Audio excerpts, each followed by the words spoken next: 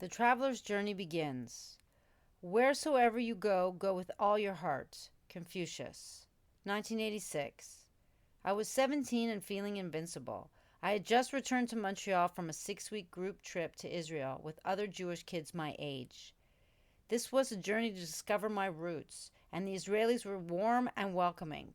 It had been an amazing summer. Life felt like an open road. I bubbled with excitement as I waited to reunite with my parents at the airport. Despite their separation, they always came together to pick me up, a testament to their enduring friendship, which I respected. I lifted my duffel bag onto the trolley and navigated through customs. I heard my mother's voice calling out to me. "Lainey, Lainey, over here," she shouted. In those days they called me Lainey, a nickname for my birth name, Elaine, which was reserved for doctors, lawyers, immigration officers, and my mother when she wanted to make a point.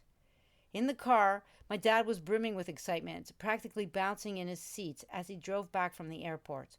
I leaned forward and rested my elbows on the two front seats to recount my trip. "Next year I want to go to school in Israel," I declared, out of the blue. It just flew into my head and out of my mouth, which was typical for me. It was my last year of high school, and I had to decide where I would study at university. The Hebrew University of Jerusalem offered a 1-year program in English. I felt called to return and immerse myself in the culture. In Israel, they offered many programs for Jewish people to come and learn about the land and their history and be a part of the Jewish society. To encourage Jewish people to live in Israel, they created the Law of Return, which states that any Jewish person can go and live in the land of Zion and gain citizenship. There are Jewish people from all nations around the world that immigrate to Israel. They call it making Aliyah, which when translated means going up to Zion.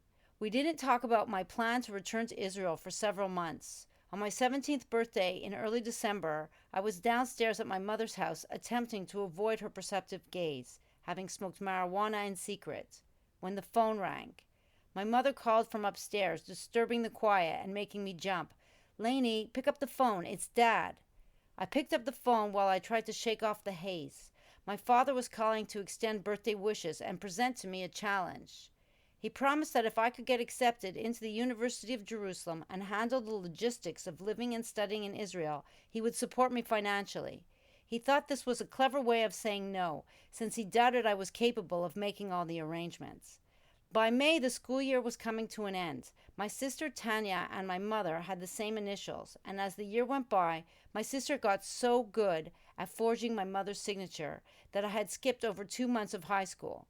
The daily routine involved a strategic 20-minute appearance at school to present my note to the homeroom teacher, and then vanishing during the first period. As long as I showed up to homeroom and presented my note, they didn't notify my mother. The school only noticed my absence towards the end of the year, when the principal called my mother in to show her a stack of some 70 notes excusing me from school. My mother never spoke to me about the meeting with the principal. She never confronted me about missing so much school. She only told me years later that she had quit her job to stay at home, hoping to catch me. However, I preferred to spend my days hanging out at Dunkin' Donuts, McDonald's, and a colossal orange-shaped juice bar with my friends, rather than going home. For some reason, she never discussed it with me before making the decision to quit her job. In my last year of high school, my mother was dating a man named Saki. Saki was a salesman who spent most of his day driving to his clients. He had one of the first versions of a cellular phone, known as a bag phone. This was the latest and greatest technology in the 80s. With a bag phone, you were no longer confined to the house to make calls, as it connected to the car battery through the cigarette lighter. After I quit competitive figure skating that year, I spent my afternoons smoking marijuana and devouring snacks. I had tried it at 15 and quickly discovered its magical ability to soothe my anxious brain, and it became my crutch. One afternoon, the phone rang and I picked up, already bracing myself. "Hello?" I answered. "I saw you," Saki's voice came through, playful but teasing. "You might as well just tell me." "Huh!" I let out a nervous laugh. "What are you talking about? You didn't see me anywhere. You're making that up." "Come on, just admit it. I already know," he continued, playing the same old game. These conversations were routine. Saki always tried to get me to confess to skipping school, and I'd joke and laugh my way through it to hide my nerves. Since my mom never brought it up, I figured my secret was safe. Still, the guilt lingered, nagging at me in the background. Some might wonder how I managed to graduate high school, but I was very good at catching up and handing in my homework on time. I was good at memorizing, and I passed my exams with excellent grades, graduating my classes with honors. I often stayed at school for French class, which I found so boring it would lull me to sleep. The teacher with his monotone voice never called me out for dozing off. I didn't realize it at the time, but the twisted positions I slept in probably weakened my neck, and all those awkward naps on my desk might even have caused some lasting damage. Even though I spent most of French class asleep, I sometimes wonder if the teacher's droning voice seeped into my brain while I dozed off. My prom night was a messy affair with awkward choices and unresolved feelings. I was dating one boy, but I had a crush on another. I went with one and kissed the other, and ended up making a big mess of the whole evening. At the same time, I was feeling the academic pressures of getting accepted into the Hebrew University, particularly when trying to pass the rigorous SAT exam that was required for my application. This was a psychometric exam, a scholastic aptitude test for math, reading, and writing.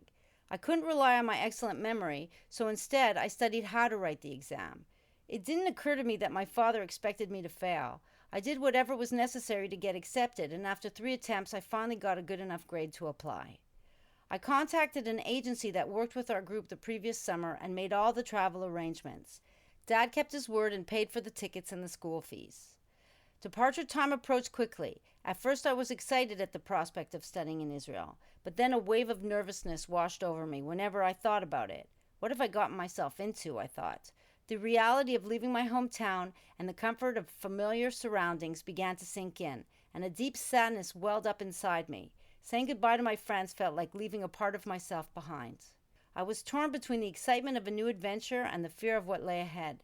Every step closer to departure intensified my emotions, a turbulent blend of sorrow, apprehension, and the faint hope that a leap of faith might lead to something extraordinary. I found myself wrestling with the chaos of packing, which only amplified my internal conflict. This initiated the pattern of packing and repacking, leaving me uncertain of my choices. Squeezing a life into 2 bags was a challenging puzzle. The process was overwhelming, and I struggled to balance practicality with sentimentality. The physical act of packing mirrored the emotional upheaval within me as I tried to fit my hopes, fears, and memories into a finite space. The weight of the decision pressed down on me, making each step toward departure feel both significant and surreal. Blue shirt or red, I agonized, tormented by indecision, as the internal debate extended to sweaters, leaving me questioning the forecast. Hot or cold? How many layers are necessary? I asked myself. The dance of packing and repacking played out until the moment arrived to head to the airport. At the airport, I spotted the woman who had organized the trip to Israel the summer before. She was surrounded by a small group of fellow travelers. The terminal buzzed with the usual hustle and bustle of announcements, rolling suitcases, and hurried footsteps. Among the crowd, familiar faces from school brought a semblance of comfort, calming my jangled nerves.